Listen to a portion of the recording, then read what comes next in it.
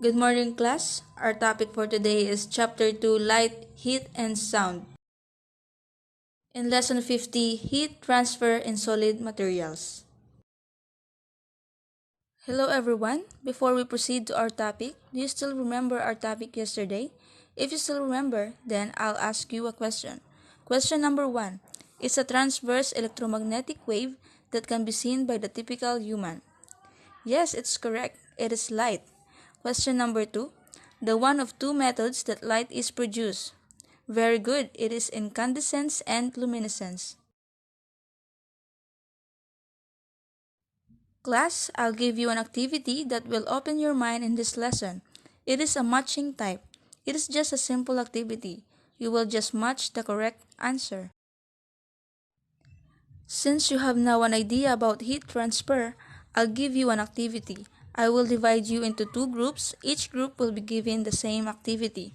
The materials you need is alcohol lamp, matchstick or lighter, clamp or tong, metal rod or a nail, margarine, and plastic spoon.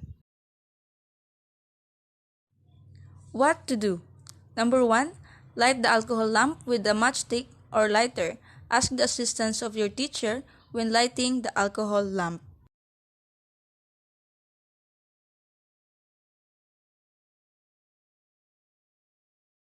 Number 2. Scoop the margarine from its container, then spread it to the half end close to the head of the nail.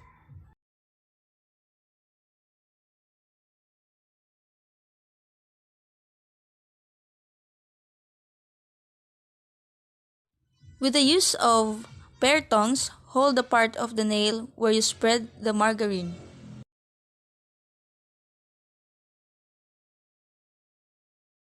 Slowly bring the part of the nail without margarine to the tip of the flame of the alcohol lamp.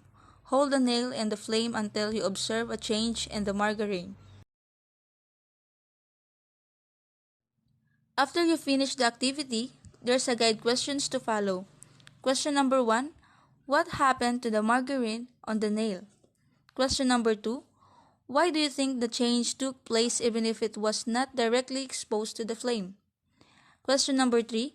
If you are using a metal tong and continue to expose the nail to the flame, what do you think will happen to the metal tong? Question number 4. If you are using a pair of metal tongs and continue to expose the nail to the flame, what do you think will happen to the metal tongs? Okay, let's proceed to our discussion. Our topic for today is all about heat transfer in solid materials. The transfer of heat through solid materials is called conduction. The heat from the lamp makes the atoms of the bottoms of the nail to vibrate faster.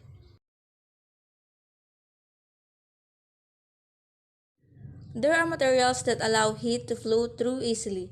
We call them conductors. Metals are good conductors.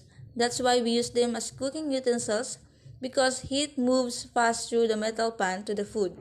There are materials through which heat passes slowly or not at all. We call these insulators. Some insulators are wood, plastic, and ceramic. Okay, to expand your learning, I'll ask you 3 questions. Question number 1, do you know other materials that transfer heat? Question number 2, give at least one example that heat transfer in solid materials. And question number 3 is, what is conduction? Class, for your last activity, write the correct answer. Question number 1, the transfer of heat through solid materials called blank. And question number 2 and 3, when the particles moving faster, there is more blank and the temperature is blank.